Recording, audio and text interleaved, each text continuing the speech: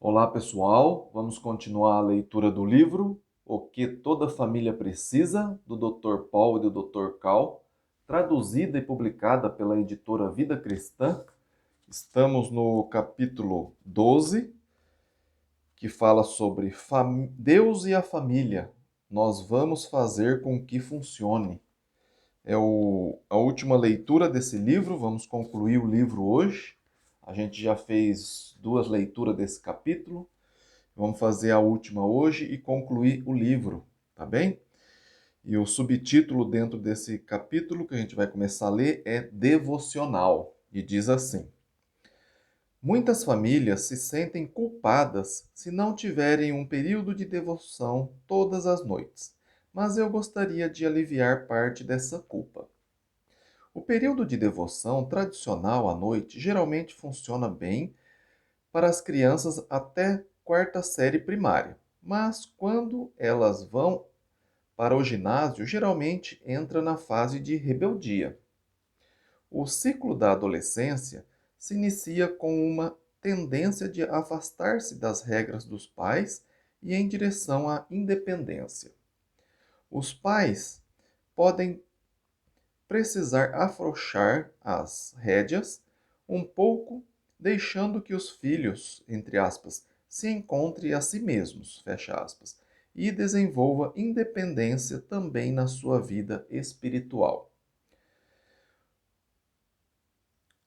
Lembre-se da promessa, abre aspas, ensina a criança no caminho em que deve andar, e ainda quando for velho, não se desviará dele, fecha aspas. Provérbios 22, 6. Exigir o comportamento aos Exigir o comparecimento aos devocionais familiares frequentemente opera contra aquilo que Deus enfatiza como método eficaz para influenciar a vida dos filhos. Além entre aspas, sintomas da rebeldia, os filhos passam a ter muitos interesses fora do círculo familiar. As atividades na escola aumentam e tendem a excluir a família. Futebol, basquete, coral, banda e viagens para fora da cidade interrompem o programa familiar. Algumas vezes, nem mesmo um computador pode planejar um horário certo para a família reunir-se à mesa de refeições ou num devocional. Subtítulo: O método bíblico.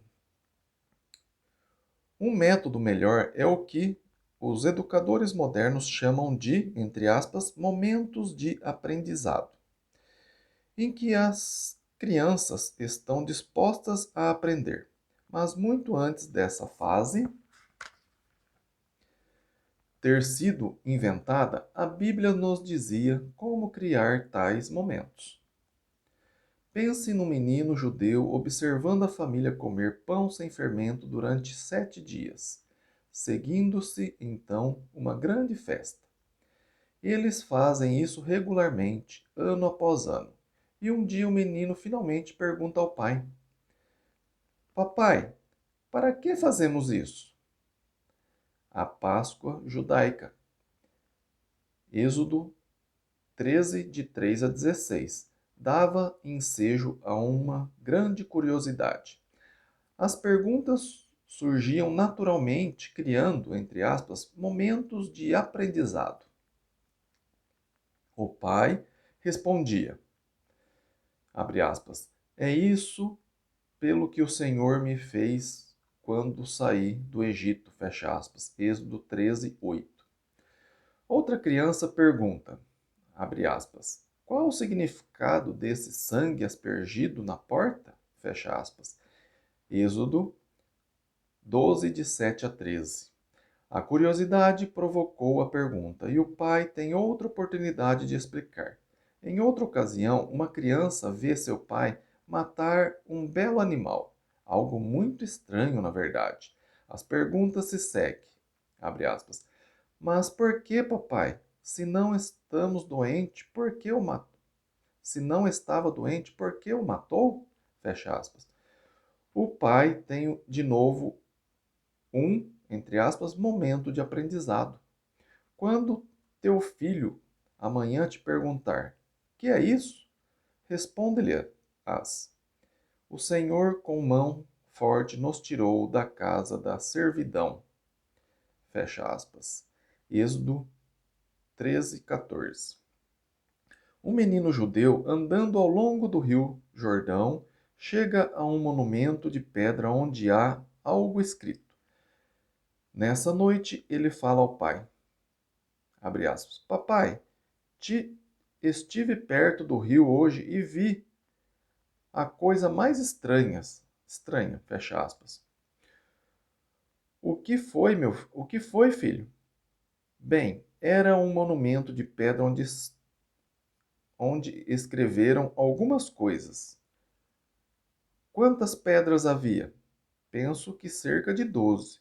O pai então concorda, recorda a história dos antepassados do menino.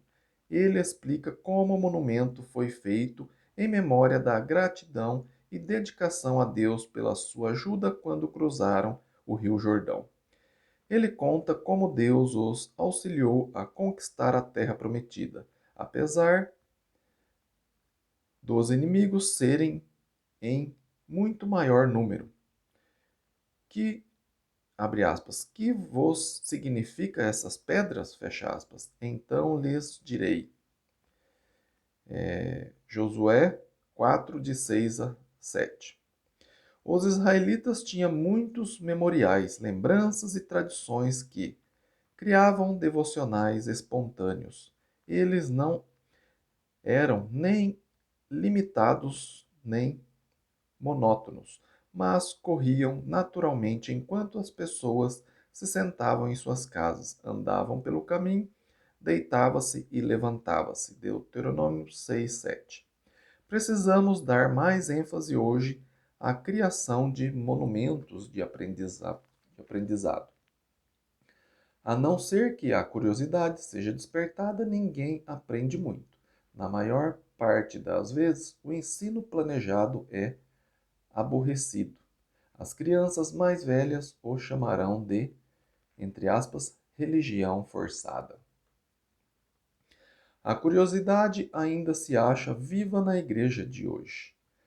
Abre aspas. Mamãe, o que significa o batismo? Fecha aspas. Abre aspas de novo. Por que a pessoa é colocada dentro da água? Fecha aspas. Existe outra maneira de batizar? Papai, posso comer a bolacha e o suco de uva? Os pais quase sempre respondem: fique quieto, filho, tire a mão da bandeja. Mas poderia dizer: essa é uma boa pergunta. Depois do culto, vou mostrar-lhe algumas bolachas.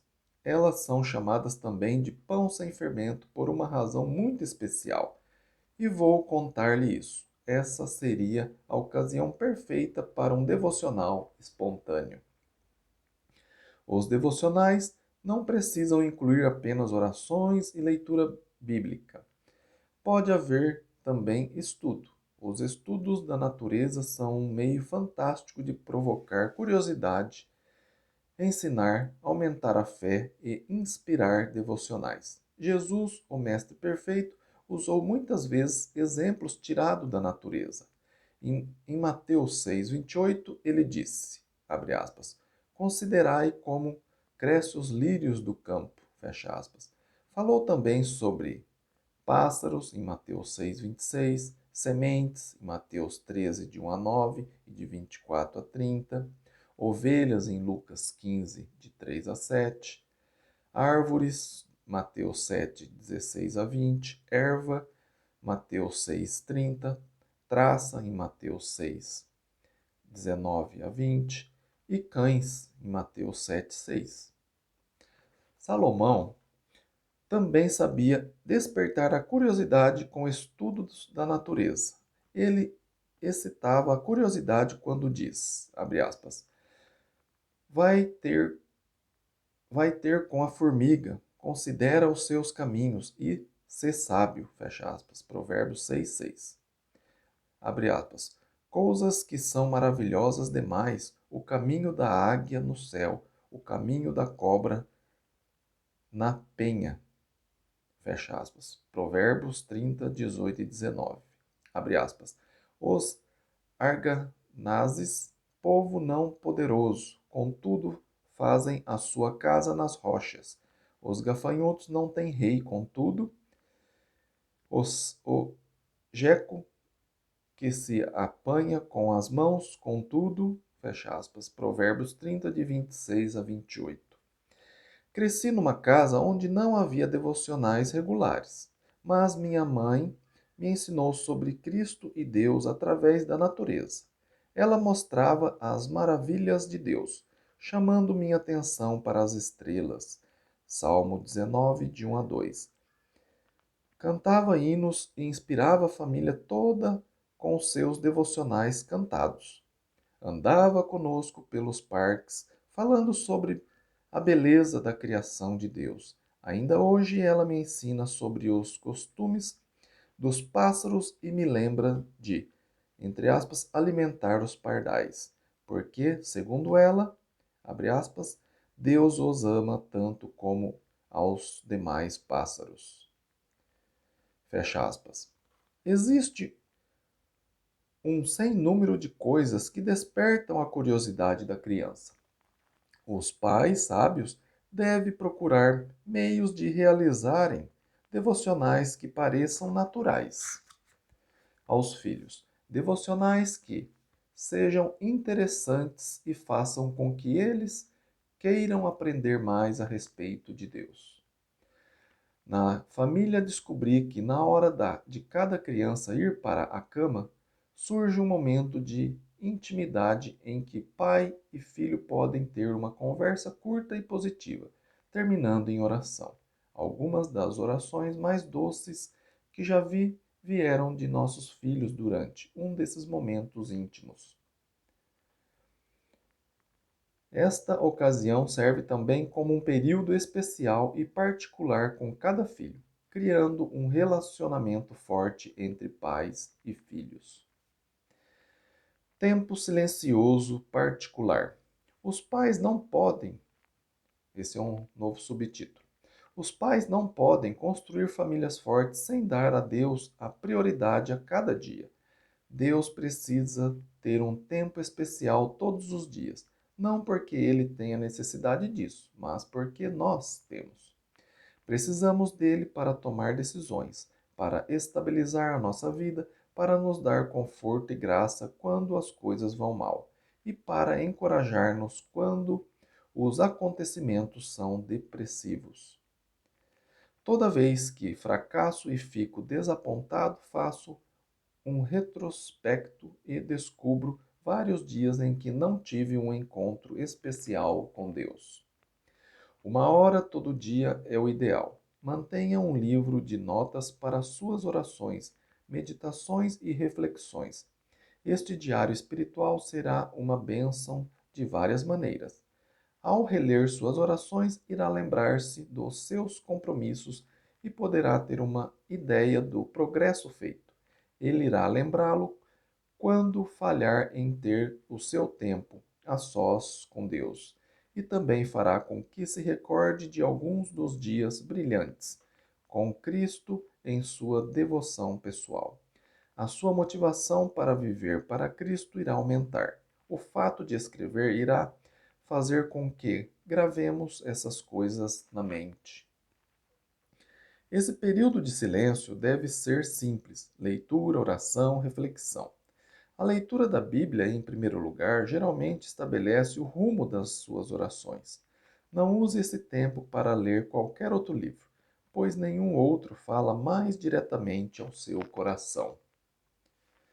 Os cristãos podem ler muitos livros a fim de crescer em maturidade, mas não devem jamais permitir que eles tenham precedência sobre o livro de Deus.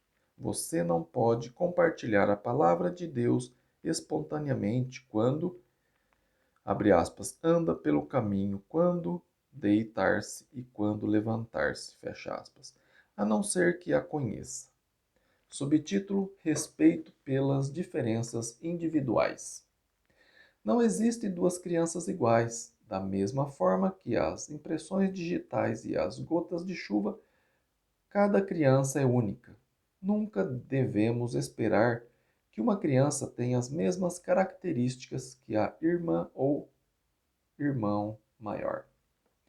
Olhe para as suas mãos, cada dedo é diferente. Eles não brigam entre si para ver qual é o superior. O dedo anular não reina sobre os outros, por ser o que usa o anel. Cada dedo é necessário.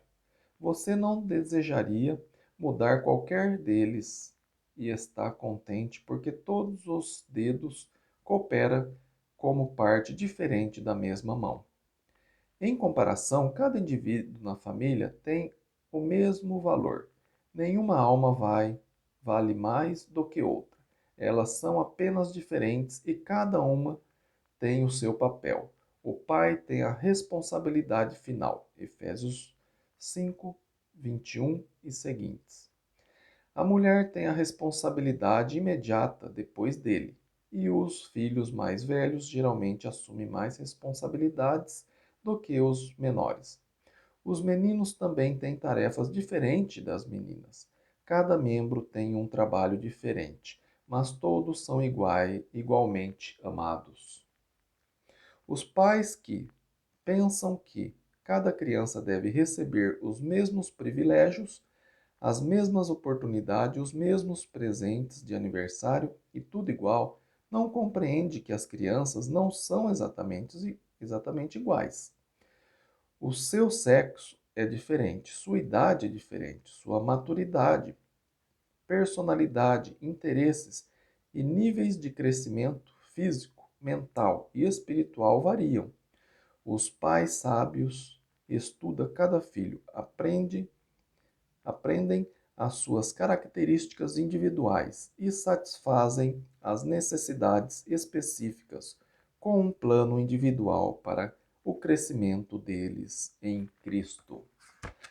Obrigado por acompanhar a leitura desse livro. Concluímos esse livro. Parabéns para todos que acompanharam. Se você gostou, compartilhe esse vídeo com mais pessoas para que elas aprendam o que toda família precisa, sejam mais felizes na palavra do Senhor, tá bem? Se inscreva no canal e deixe um like aí nesse vídeo, tá? Fiquem com Deus e eu vou escolher um outro livro para a gente ler junto, tá bem? Amém?